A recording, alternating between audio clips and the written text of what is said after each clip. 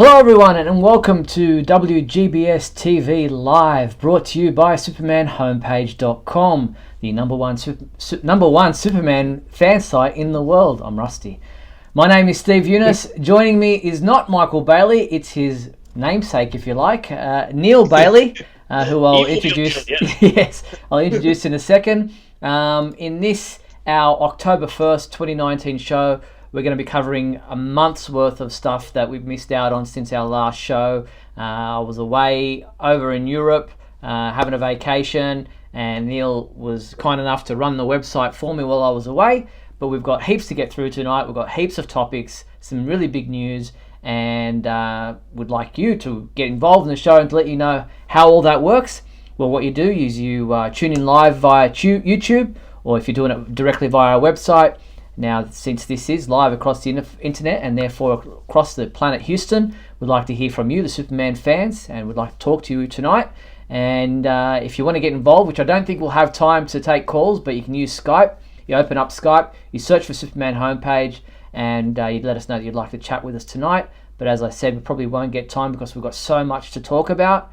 And those of you tuning in live via YouTube to watch tonight's show, invite you to join in and chat with fellow viewers and post your comments there. Ask Neil and I any questions you might have about what we're talking about, and we will keep an eye on those comments throughout the show and react to them as necessary. And a huge thank you to our sponsors and patrons, Tina Murray and Douglas Meacham. Hey Neil, how you been? I've been all right. I had an iron hand on the site and now it's slipped through my fingers. No more power, no more control into the Phantom Zone. No, I've got to say publicly, it was such a huge relief knowing that you were running things and had everything under control while I was away. So it was, heaps, like just, a weight off my mind. Oh, good. I was worried I was a little slow, but it was a lot of fun. Like sometimes I'd get a thing and I'd be like, oh no, it's been 3 hours. I know you were always right on top of things, but it was a lot of. It was neat just crawling all the links, looking at all the information. I've done it before, but I mean, I just every time it's kind of like coming home a little bit. Yeah, it's like riding a bike. It's a lot of fun. Cool. Well, as I said, I was. Whoops, that's the wrong. Something there that shouldn't have been playing. I was overseas, as I said, in Europe. Here are a couple of my happy snaps of time away. That was on the island of Burano actually. There we are on the Amalfi Coast, wearing my Superman shirt. Also on the boats there in Venice. Some there at the Colosseum. And there I am wearing another Superman shirt with my wife at the Leaning Tower of Pisa. Yep, Superman left it on an angle, didn't straighten it up. And no, I wasn't going to do one of those pushing photos where people look so silly doing those photos where they're trying to make out like they're pushing back the Leaning Tower. And there I am in France near the Eiffel Tower, where, again, another Superman reference in Superman 2. So, thoroughly enjoyed my trip away, but it's good to be back home. As Dorothy said, there's no place like home. You said that you'd stopped in Addis Ababa too, though. And you picked up that. Why aren't you showing those pictures? This green chunk of rock a meteorite that I found. Oh God, I wasn't supposed to talk about that. I was wearing a burnous. But I don't show those photos either. That's right. It's good to be back. Glad to be doing the show again. Unfortunately, Michael wasn't able to join us tonight. I don't think I gave him enough notice about the fact that we were back tonight. He will be back next week, so looking forward to getting a chat to him again, because some big stuff happened while I was away and while we've been not doing this show for the past month. But let's jump straight into our monthly segments, which we should probably start with. It was probably supposed to be due last week, but not being here last week. We'll jump into the big question segment of the show. Let me play the intro right now.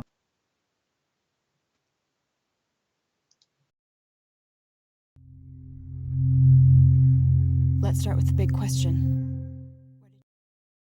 Okay, so last month's big question was what, Neil? Well, we have. How do you feel about Krypton being canceled? It's a heavy one. Who do we have up first? Well, first we have Kenny Crayley Jr. I believe I'm pronouncing that right. If wrong, I'm sorry. He says, I liked Krypton, but couldn't get into the series much, like Gotham and Smallville, which I loved, and now Pennyworth, kind of pointless to do another origin series. I would rather see the origin in episode 1 of a series than see the hero for the rest of the series onwards. Yeah, fair enough. Thank you, Kenny. Appreciate your thoughts on that. Ron Crosby wrote in. He said, I'm pretty disappointed. At first, I wasn't sure if I'd like it, but season 1 was so good. Season 2 was even better. I was shocked to see on the recent poll that so many people didn't even watch it. I really hope that DC Universe picks it up. Well, we'll have to wait and see if that ever happens. It's looking unlikely at this point in time, but I'm with you, Steve. I really enjoyed both season 1 and season 2. Just got even better. So it's a real shame season 3 didn't get picked up by Sci-Fi. Yeah, and like we're seeing with all these shows, you never know what's going to happen next. It's kind of crazy. It could come back 20 years, but so we have also Patrick O'Neill. He writes, I'm very disappointed that Krypton was canceled. I really enjoyed the show. What makes the cancellation even worse is that there were several cliffhangers that weren't resolved. The biggest disappointment for me, though, is that a show that had a more serious take on the material is canceled. I hope the show gets revived somehow, but that doesn't seem likely. Thanks, guys. Thank you, Patrick. Yeah, it doesn't look likely. And those were the responses that we received for the big question segment of our show. And what's our new big question for this month, Neil? Let's see. We have, are you enjoying the current Superman comic books? That's a good question. There's a lot of selection, a lot of variety in now. Yeah, and also there's a lot of people who are just not sold on what Brian Michael Bendis is doing. They don't like the slow burn that he does with his writing. Yeah, it's a lot of the internet has very much of this is the best thing, this is the worst thing, and Brian Michael Bendis tends to do a lot of that with folks. Yeah, so get involved with the big question segment of our show. You'll find the big question feedback form under the contact menu at the Superman homepage website, and Michael and I, assuming he's back for that week, will read out the responses that we receive for the big question on your thoughts on whether or not you're liking the current crop of Superman comic books. So get involved with the big question. All right, let's jump into the super secret soundbite. Here's our intro.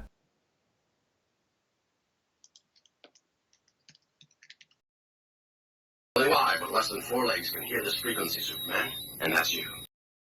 The super secret soundbite from last month came from the movie Superman Returns. Now, we had some audio issues for this when we were playing this sound, so let's hear it again. I have beefed up the sound on it this time around. Well, there's no press around now, except for me, of course. So that was the sound, and only one person guessed it right, and he had super hearing, and that was Patrick O'Neill. So well done, Patrick, for guessing where in the world of Superman that sound came from. Here is the new super secret soundbite for this month. See if you know where in the world of Superman this sound comes from. Do you believe it? All we had to do is put a cape on you, and everybody thinks you're another dog.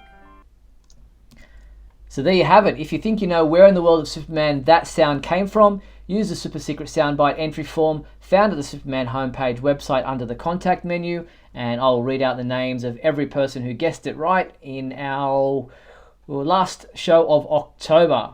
So get involved in the super secret soundbite segment. So with those segments out of the way, let's jump into the news that we have for this show, and it's pretty much trying to cover everything that happened since late August. And the big one was for movie side of things was that we got our first image from the Superman Red Sun animated movie, which you posted for us up on the website, Neil. Yeah. And also we've got the list of the cast members that are appearing in this animated film. Yeah, they announced a whole bunch of it in a spot. I was looking at that, and I was wondering last month we did the solicitations. I was like, why are they doing a Red Sun calendar? It's like, there you go. Okay, they're going into full Red Sun mode. It's been a long time. When did the first comic come out? Like for that, it was an Elseworlds at the time, right? That's right. It was an Elseworlds written by Mark Miller, and it's quite a few years now. They've done a motion comic for it. They've done other stuff for this particular story. And now we're getting the animated movie adaptation with a number of interesting voice cast choices for this. Just having a look at the list here on the website that you posted. We've got, let's see, Jason Isaacs will play Kal-El. You've got Diedrich Bader as Lex Luthor, Amy Acker as Lois Lane, Vanessa Marshall as Wonder Woman, Roger Craig Smith as Batman, and Phil Morris playing Jimmy Olsen. Yeah. When I was posting that, I was thinking to myself, there's now a list of so many people who have played the main characters in Superman that even with an encyclopedic brain, you can't remember all these folks. But everybody always has a favorite, and it's always nice to see a new interpretation. I was looking forward to that a lot. So that's what I want to see. So yeah, it's going to be interesting to see how this movie is adapted in animated form. It's a story that is quite popular and obviously has certain interesting elements to it. We don't have an exact release date for this animated film yet, but it will be in early 2020, and there is no pre-ordering available at this point in time. But we've also got Paul Williams playing Brainiac. You've got Jim Meskimen, who played John F. Kennedy. Interesting to see how those voice casts kind of translate in animated form. Yeah, no, it's pretty cool. I'm looking forward to seeing John F. Kennedy and Superman in the same show. That's kind of an interesting combination. Now, also have you seen the movie Shazam? I watched it on the aeroplane, actually flying to London on the start of my trip because I hadn't seen it yet. And I lost audio. Oh, you with me? There we go. Now you're back. Sorry. Okay. Yeah, so I watched the movie Shazam on the way on the aeroplane as I was leaving Sydney, flying to London, and was kind of really enjoyed the film. But the last part where Superman rocks up and it's not Henry Cavill because you only see him from the neck down. It was interesting to see that a number of the actors the body doubles, if you like, have appeared online with photos showing themselves in the costume. What you posted this, it kind of was a bit of an interesting time when these kind of popped up online. Yeah, it's kind of crazy how close they are. You would expect there to be at least, like, you could look at it. I remember, I haven't seen the movie, but I did watch that little bit, the bit with Shazam and Superman. And I actually thought it was Cavill until I read otherwise. And looking at the guy, it's like the exact same body and then poof, completely different face. It's kind of cool. Yeah, so that's the first stand-in double there alongside, skipping on the actor's name who played Shazam. Oh boy. Yeah. People in the comments will fill us in. And then there was another that was posted a day later that you also. Zachary Levi. Yes, that's right. Yep, Zachary Levi. You see that? My brain just went. Yeah. There it came, like Dracula in October. I'm back. Your memory. So both actors. I didn't realize there was more than one who'd portrayed Superman for the Shazam film. Maybe a close up, maybe one from a distance, or whatever it was. But the body doubles posting photos online, and interesting to see them with their heads on. Yeah. So that was the movie side of things. So beyond that, we have a lot to get through on the television side of things. I'm going to start with the fact that Supergirl won the Saturn Award for Best Superhero TV Series, and we were lucky enough to get a video of that moment, and I'll play that for you right now if I can remember how to do that. I'm kind of like here we go. Yes, now here we go. Supergirl wins Best Superhero TV Series at the Saturn Awards. Up in the sky! It's a bird. It's a plane. No, ladies and gentlemen, it is an actor. Thank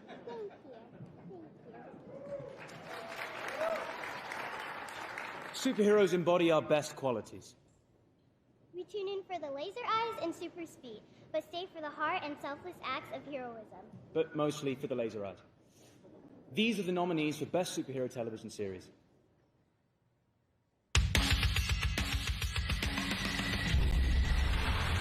guy's a Green Arrow.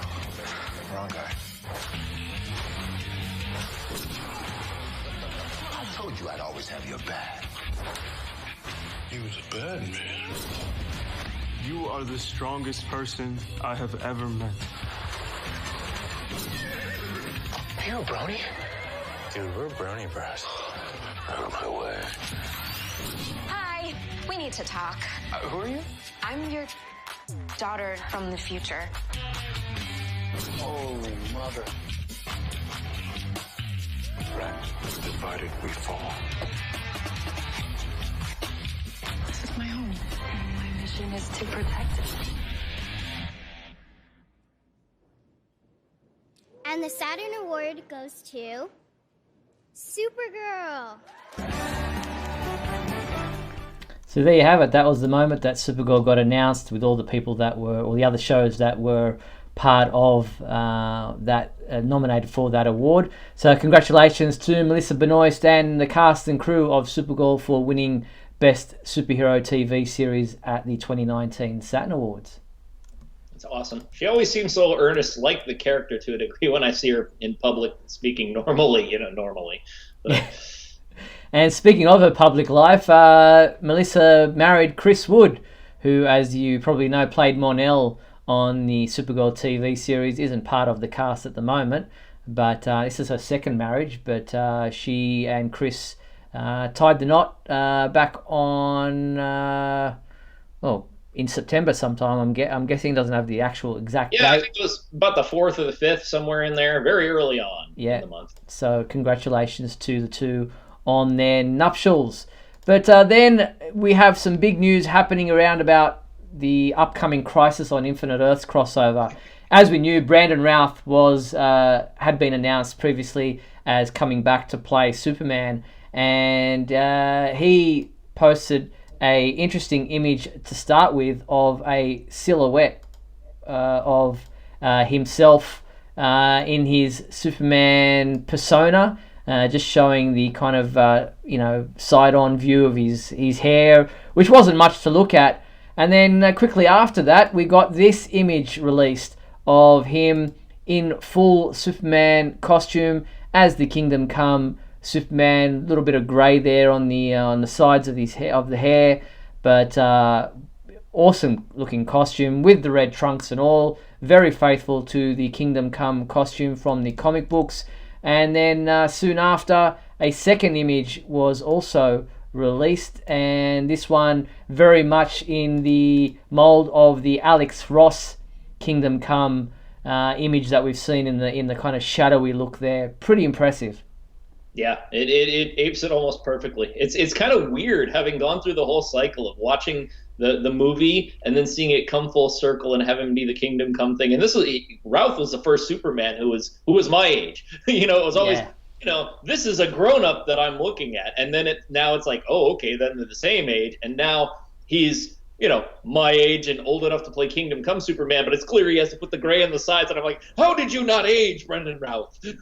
But then we have, how old's Tyler? Tyler Hoechlin, I think he's in his late 30s, maybe mid 30s.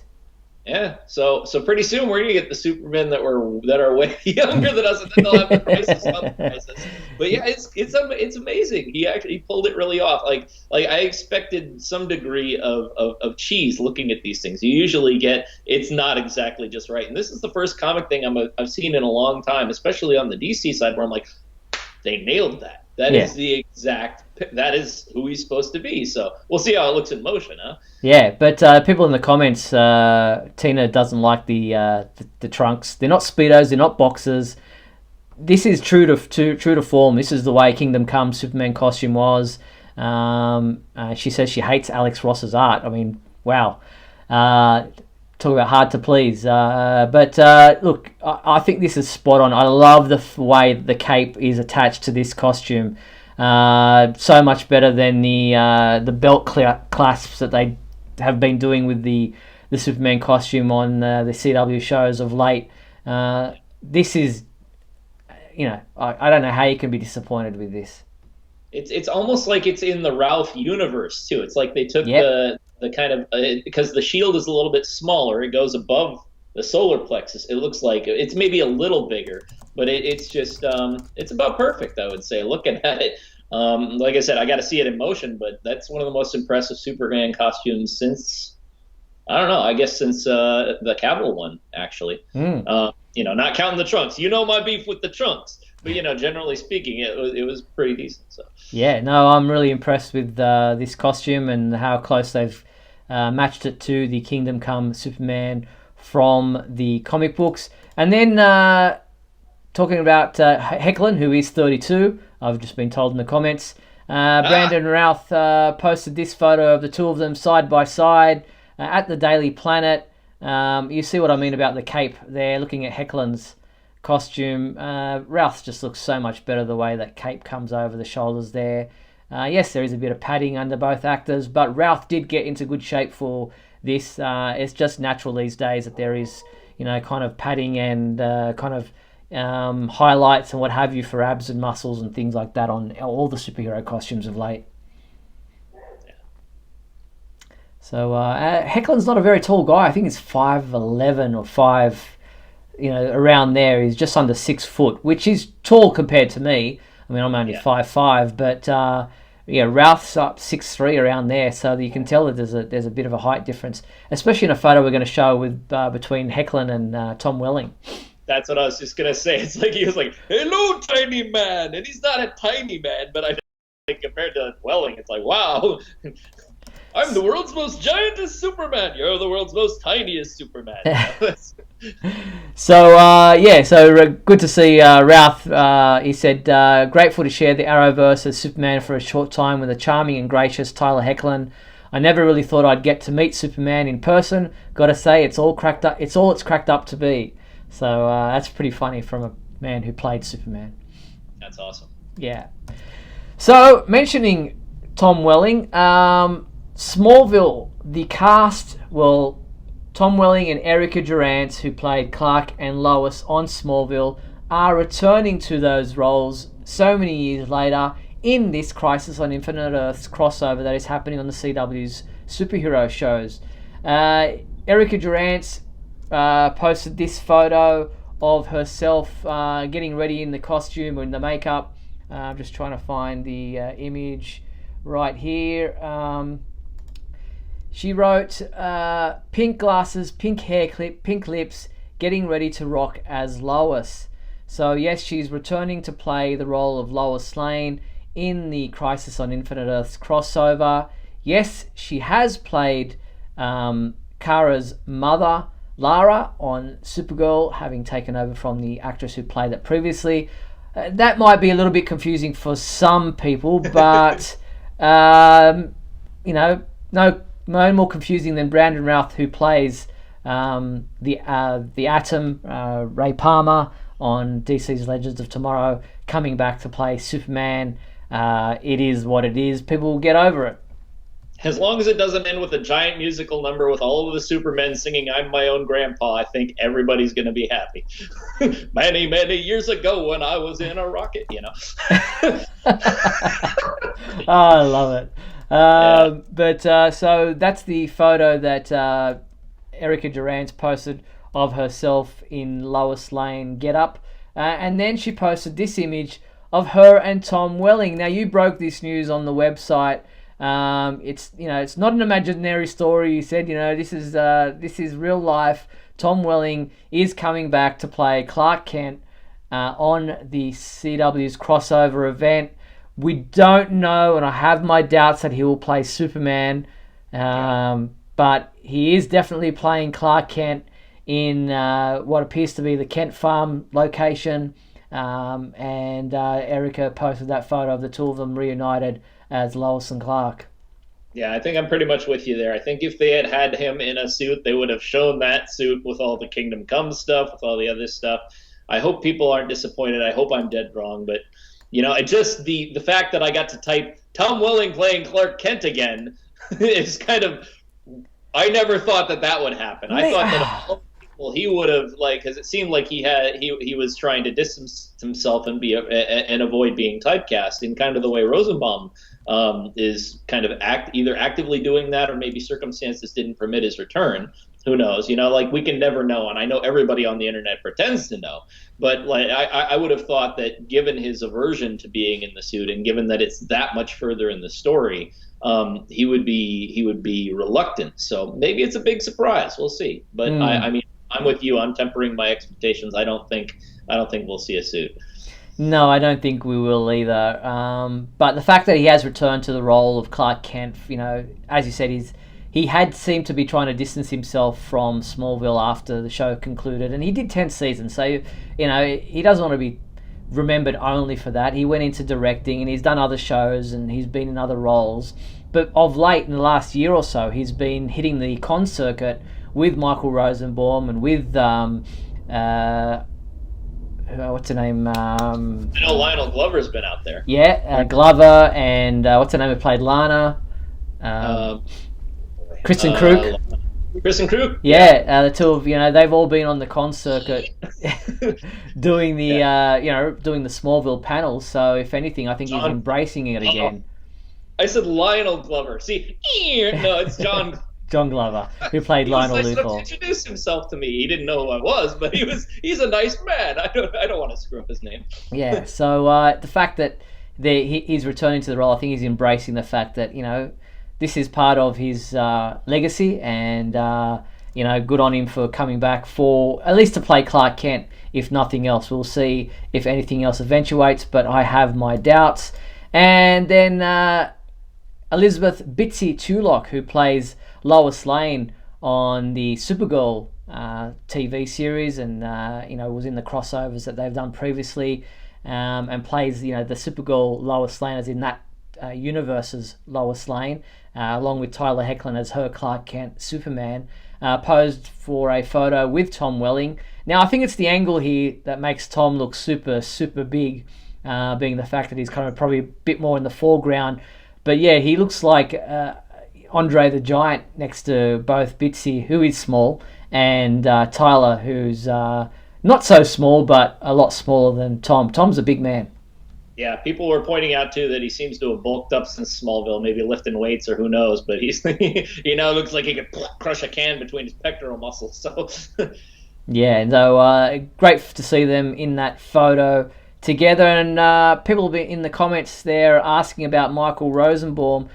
Sadly, as you reported on the Superman homepage, he has declined, or he says he will not be a part of the Crisis on Infinite Earths crossover, citing reasons in a brief informative post. He says, "Friends, many of you have tweeted and asked me about joining the Infinite crossover. I can't tell you how much this means to me. I'll just be straight up about this. WB called my agents Friday afternoon when I was in Florida visiting my grandfather in a nursing home. Their offer, no script, no idea what I'm doing, no idea when I'm shooting, basically no money, and the real kick in the ass, we have to know now. My simple answer was pass. I think you can understand why. I hope this answers all of your questions. Lovingly, Rosenbaum."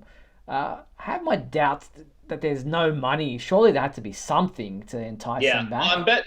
I'm betting it's a pittance is what it is, like relative to what you would make as an actor in a normal gig. Yeah. I ended up I don't tend to fight online like I used to as much. Coming back to this whole thing in the fan commentary, I had a couple, but that was one of the things that I saw were people tearing into Rosenbaum because they were like, why don't you just do it for the fans? And I'm sitting there like, are you asking this man to work for exposure?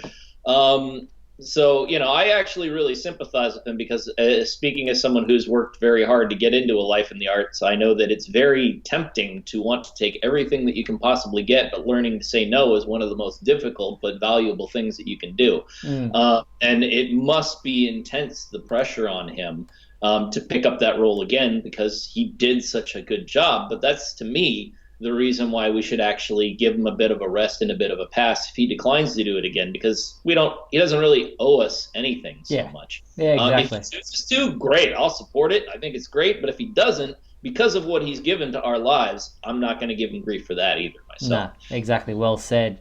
And also in the comments, people are asking about, will we hear the John Williams Superman theme in the Crisis on Infinite Earths crossover, seeing that Brandon Routh, who is playing Superman, and pretty much the Superman Returns version of his character just many years down the track. Guggenheim, that is Mark Guggenheim, the executive producer, said that I've been told we can't use the theme. As to why, what's the problem, where there's copyright reasons, licensing reasons, I'm not sure. The theme, or part of the theme, was heard in a recent episode of Krypton, so whether or not the rights are kind of held up somewhere, I'm not sure. We have heard, strings of it here and there in Smallville, as I said, in Krypton. I find it kind of hard to believe that they wouldn't be able to use something along the lines, but I guess not. And it's one of those things that'll fix itself. It's one of those situations you'll be watching and be like, oh, where's the John Williams themes? And then you're going to go turn, oh, hello, Internet, and then boom, it's going to pop right up. Somebody's going to overlay it in 30 seconds, and chances are pretty good. If you watch your favorite fan sites, it might turn up. So I'm not too worried. You never know. All right, well, we're just over the halfway point of the program. We're going to take a quick break, play some messages, and then we've got some more Supergirl stuff to talk about right after these messages. So don't go anywhere. We'll be right back after these messages.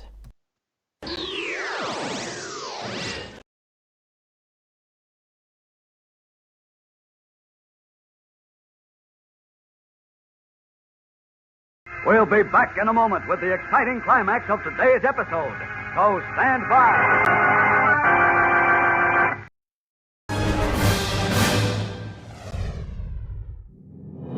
Look, up in the sky. It's a bird. It's a plane. No, it's SupermanHomepage.com, the #1 Superman fan site in the world. SupermanHomepage.com, covering the world of Superman from the 1930s to today. News, reviews, rumors, and reports. SupermanHomepage.com for all your Superman comics, TV shows, movies, cartoons, radio shows, and more. Everything you ever wanted to know about the Man of Steel and more.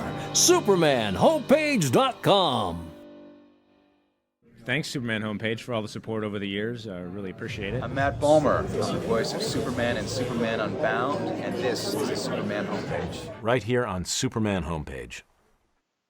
I'm freezing! Superman! Uh-oh, sounds like Lisa and Scott are trapped in the icy cave of that frosty-faced villain, Captain Cold. This is a job for Superman. My fast freeze zapper will freeze Superman forever. No way, Captain. Here, kids, my new Superman Hot Cocoa Mix is the super-tasting way to warm up. It's really sweet. And chocolatey. And see, Captain Cold can't take this warm reception. New Superman Hot Cocoa, the super-tasting way to warm up.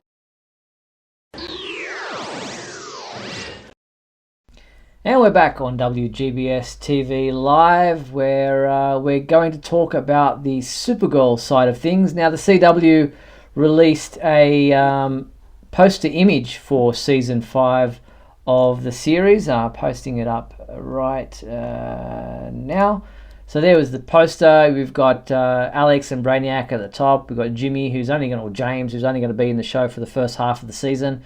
John Jones, we've got Lena, we've got the other cast members there, and we're looking forward to Supergirl, which starts this Sunday, October 6th, on the CW at 9 p.m, with Batwoman taking her 8 p.m. time slot now that show's kicked in on Sundays. Yeah, it's an interesting poster. The posters have kind of switched toward that Photoshop thing now. But it's actually decent. It's got a lot of lens flares, but it's a compelling image at least. Now we do have the first episode's description, which is the episode is titled Event Horizon. We have a trailer for it. Actually, I'll play the trailer rather than worry about the description. Here is the extended trailer that was also released recently. I'll play that for you right now. Here it is. Where is it? Yeah. I'm not a villain. I don't want to kill Supergirl. I just want her to experience the same hurt she inflicted on me. And soon enough she will. No one knows who she is, what planet she's from. There is no hiding from midnight. I'm Supergirl, and I don't hide from anything.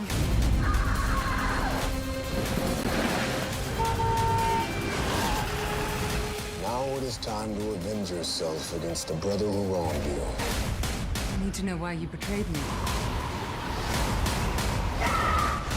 This cape damage is terrible for aerodynamics. Your new suit will materialize. Pants? Supergirl. All new episodes Sunday, October 6th. Stream free next day only on the CW app. So there you have it. That was the extended trailer for Event Horizon, the first episode of Season 5 of Supergirl, which airs Sunday, October 6th at 9 p.m. in the US. Interesting to see the new villain there, Midnight, a female villainess who controls dark matter of some kind, and also the fact that the new suit is introduced in this episode, that it materializes on her body there, and she comments on the fact that she now has pants instead of a skirt. Very Iron Man. Yeah, it does have that kind of a feel about it. But yeah, so it's been a little bit of a break waiting for this season to premiere, and now we've only got days to wait until the new season of Season 5 of Supergirl begins. We also have a description for the second episode. I just closed it off. Well done, Stephen. A stranger beside me. Yes, a stranger beside me. Do you have the description there? I don't actually. Okay. How did you remember? I recognize the title because I read some Anne Rule in my day. I'll find it. I'll just grab it now. Second episode, Stranger. Where is it? Here we go. The second episode of Supergirl obviously will air on the Sunday following the premiere. That will be Sunday the 13th of October. And as you said, it's titled Stranger Beside Me. And it's taking some time to open up here. Yeah. While it's opening, I can give a bit of trivia. The Stranger Beside Me is a book by Anne Rule. I would get Anne Rule and Anne Rice confused about her knowing and being next to Ted Bundy, a notorious serial killer. So it's probably referencing some element of the story where someone is interesting. Pretend to be a friend and betray Kara.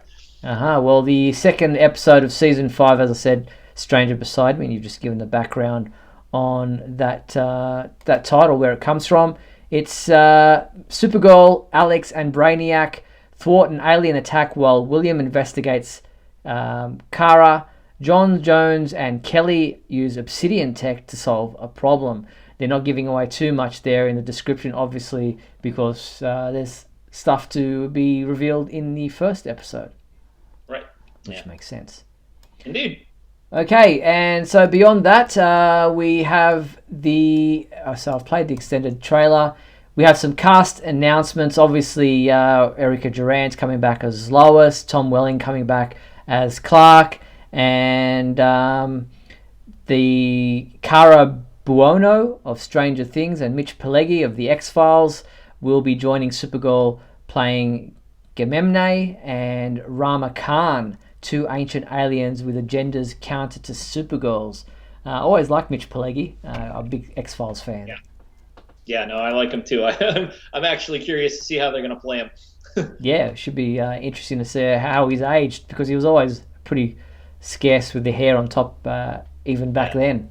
I saw him on the more recent X-Files thing, which I kind of, shouldn't have watched, because I should remember the past as it was. But he did a decent job there, even though his character arc was funky. He acted really well.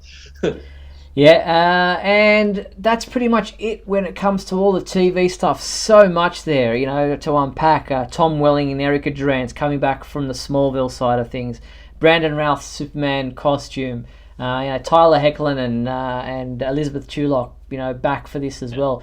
So much Superman flavour in this Crisis on Infinite Earths crossover, which will take place before the mid-season finale, and then come back after the break for the mid-season renewal or premiere, if you like.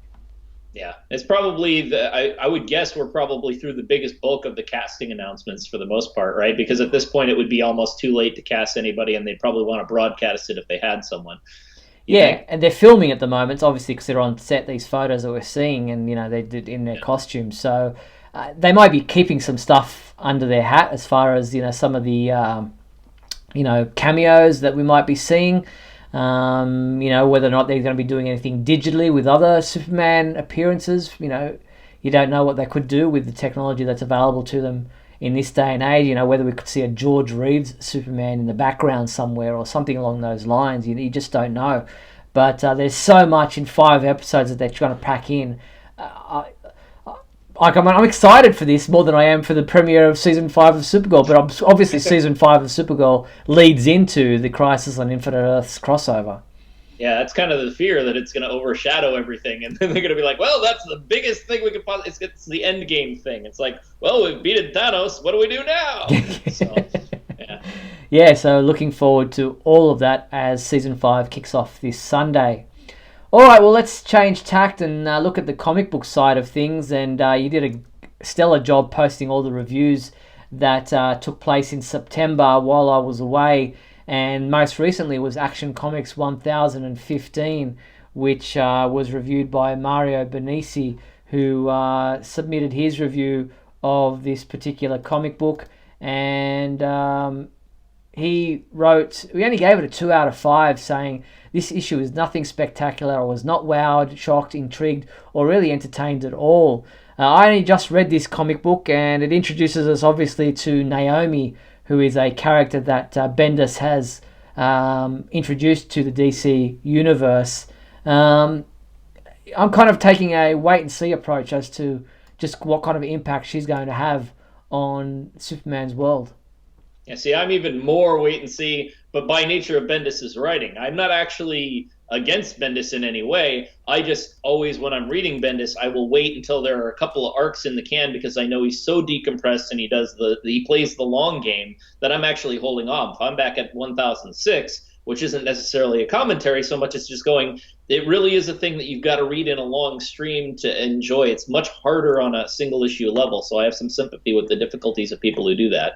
Yeah, it's almost like he is writing for the trade paperback, which is a shame because I think DC really owes a lot to its weekly readers, and not everything's about the collected form.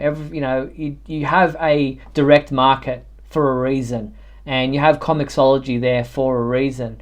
So, while I'm not as negative towards Bendis' writing style as I've seen other fans on social media be, I do get where they're coming from in that you really don't get much between book to book. It's a long process to enjoy his stories, and that's not necessarily a bad thing, but in a genre where you're trying to get as much bang for your buck as possible, it really is like pulling teeth. Yeah, I've always been a bit baffled, and it's probably some part of the industry that I don't understand because I myself, as you know, I write long form comics, and I do things like they drop them in 160-page chunks. And one of the things that I've learned from that is that you can do that, and DC and Marvel both do that. They do Earth 1 books, or they do they do longer form stories, and they just drop them out there. And yet at the same time, they kind of cling to that old model, and they do stories that are better at a long stream, like say maybe a Doomsday Clock, and they just release them in little chunks. And it's odd because they want to have their cake and eat it to a degree. They want to have that monthly pop, but they don't want to do something that is beginning, middle, and end in that span. And some people don't mind that. Some people can retain the information. I don't know. I find as I get a little bit older, it's harder to just read 22 pages and then remember it a month or sometimes 2 months with the delays later. Yeah.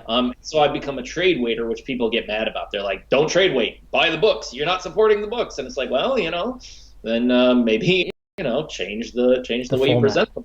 Yeah. Yeah. So, And it wouldn't be necessarily a bad thing if he wasn't doing both Action Comics and Superman. So you've got the same kind of delay or lengthy writing style in the two main books. We've only got Action Comics and Superman at the moment, and they're both being written by Brian Michael Bendis. So you've got the same issue with both of the main titles. If maybe Bendis was just writing, say, Action Comics, and somebody else like Rucker or anybody else was writing Superman on a punchy monthly basis, then you'd have the best of both worlds. Yeah, and I know that there are writers out there that can do that. Like they can do the kind of long form style, but they can enclose it in each thing. And to be clear, it's not knocking Bendis. I love Bendis's work. It's just more a question of like why are they forcing what he can do so well into that kind of storytelling, I guess, is what I wonder. But it all the same, I have the individual issues, so I'm being hypocritical. I have the individual issues, and then I'm going to read them like a trade. And I find myself doing that a lot. Like I'll do that on Comixology. I'll find a run and I'll wait until the story's gotten, and I'll read 3 months at a chunk. But with the direct market, like you said, it gets very important. Like books will sometimes get canceled on the basis of the fact that you're not reading them monthly. So even being inside the business as I am to a degree, it's a catch-22. You don't know what to tell people, and you don't know what's right.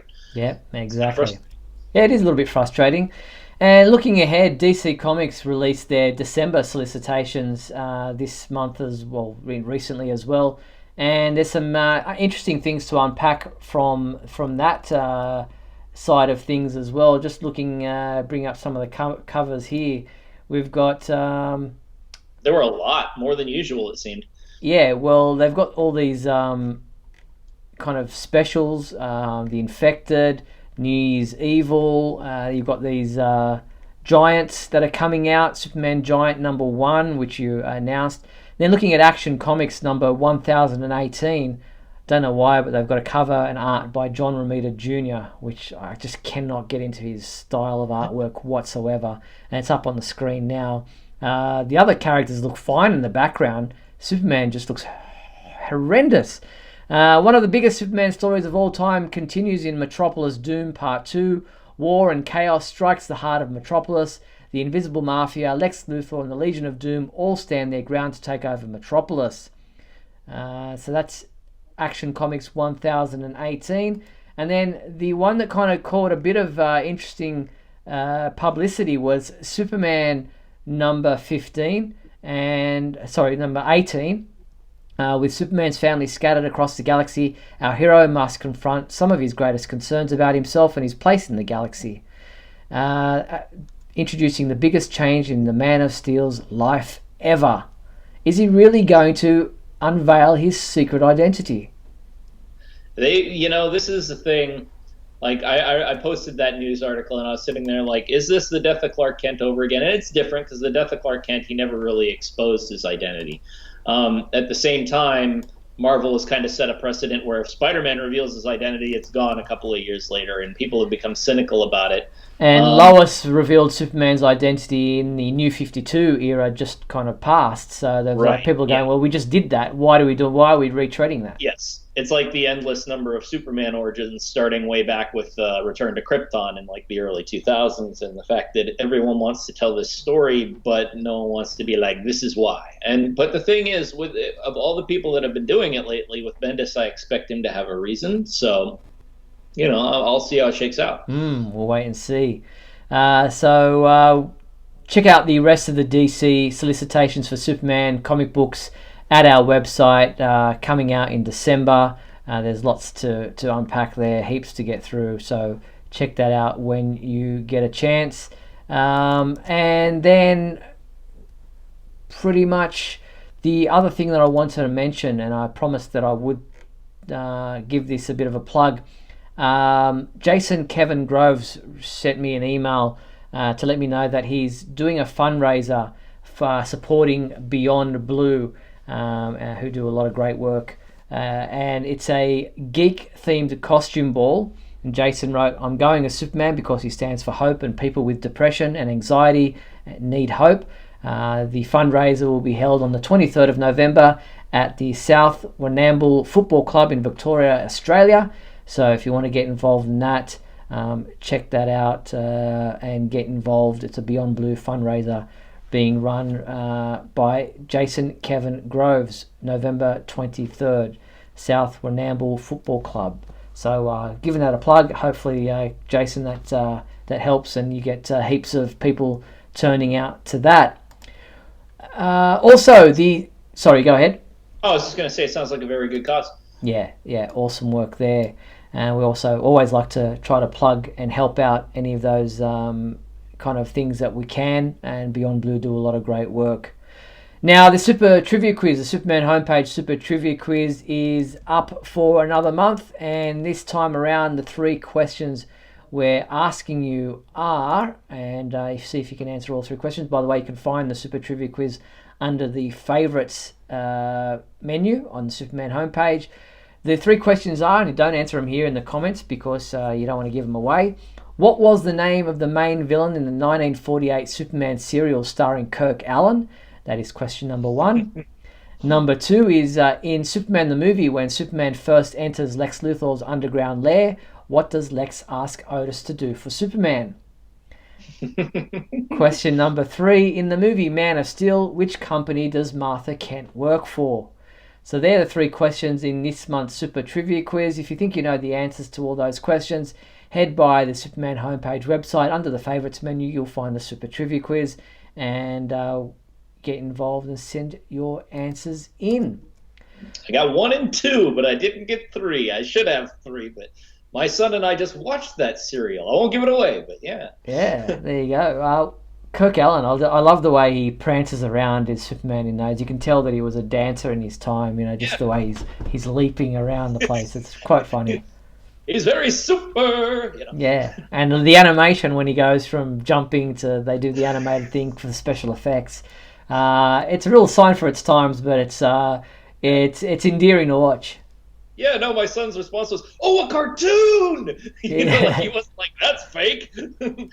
You also wrote about and promoted, and we've spoken about it before, Superman versus the Ku Klux, or Smashes the Klan, Superman or whatever. Smashes the Klan, yes. Yeah, which is written by Gene Lewin Yang. Gene actually contacted me directly on Twitter and is sending me out a copy of the book, which I'm looking forward to reading. He is of the opinion, like me, that Superman, the radio series from the 1940s, is underappreciated, and not a lot of people realize just how much of an impact that series had on the world of Superman that we know today. And so I'm very much looking forward to seeing his adaptation of that very pivotal story in a graphic novel format.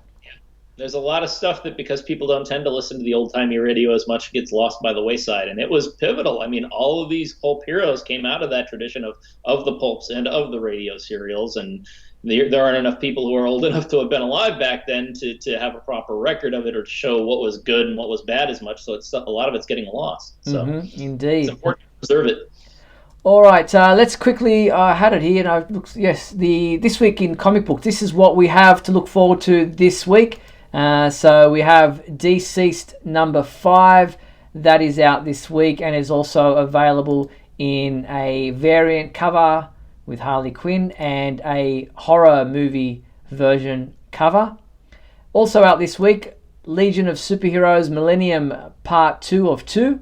That is out this week and is available in this variant cover as well. Lois Lane number 4, the 4th issue of the 12-issue maxi series, is also out this week, and it comes in this variant cover with Lois trying to escape out the Daily Planet window. And then we've got Justice League number 33 out this week. Why didn't that cover come up? It's coming. There's Justice League number 33, and that is also available in a variant cover, which seems to be a Deceased variant cover. Not that the story has necessarily anything to do with that story. Young Justice number 9 is out this week as well, and that is also available, yes, in another variant cover, Superboy carrying the rest of the Young Justice crew.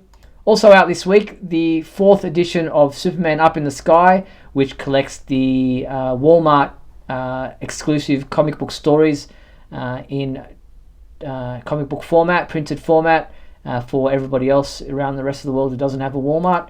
Doomsday Clock Part 1, a trade paperback. A story, if ever needed a trade paperback, is this one because it's so long in coming out. Also available, Superman Volume 1, The Unity Saga, Phantom Earth, and Young Justice Book 1, based on the animated series, is also out this week. So a lot to get through there in this world of Superman for comic book readers. Yeah, I think that's more this week than I posted the entire month you were gone, or very close. It's like 10 or 11, and it would be like 2 or 3 a week. It's like, oh, hey, all the Superman this week. Happy October. Yeah, Steve's back. Let's give him heaps to do.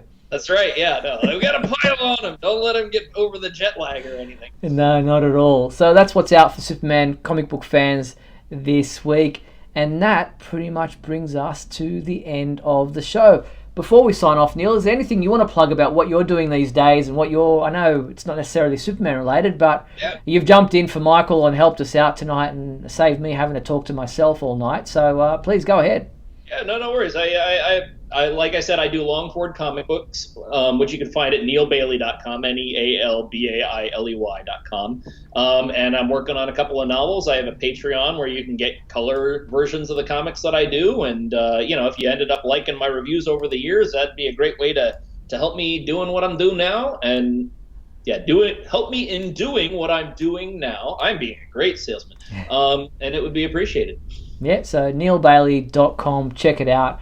He's writing some great stuff. I actually just finished reading one of Neil's novels, Muscle and Blood. Hal book. Hal Taylor, the antagonist, protagonist, whatever you want to call him. He's a bit of both. He works against himself to forward the plot. Absolutely loved it. It was a great read, especially when I was stuck in traffic in France for 3 hours. Grabbed out my Kindle and was oblivious of the traffic and was just wrapped up in Hal's first adventure, and I believe there's a sequel coming out. Yeah, just finished it. I'm going to be kickstarting it in about 3-4 months. So. Cool. So that is our show for tonight. It's been a long time coming. I appreciate everybody tuning back in after the long delay in allowing me to go away and take a break. Thoroughly enjoyed my holiday, but I'm happy to be back. And before we do sign off, I'd like to thank everyone for tuning in via YouTube to watch tonight's live show. And a big thank you to you, my co-host, Mr. Neil Bailey. Thank you, Neil. Thank you, Steve. Hopefully I turned in the right direction. Yeah. And a huge thank you. Huge thank you to our sponsors and patrons, Douglas Meacham and Tina Murray. And if you want to sponsor the Superman homepage, then please head to patreon.com/Superman homepage, where you too can be a sponsor for as little as $1.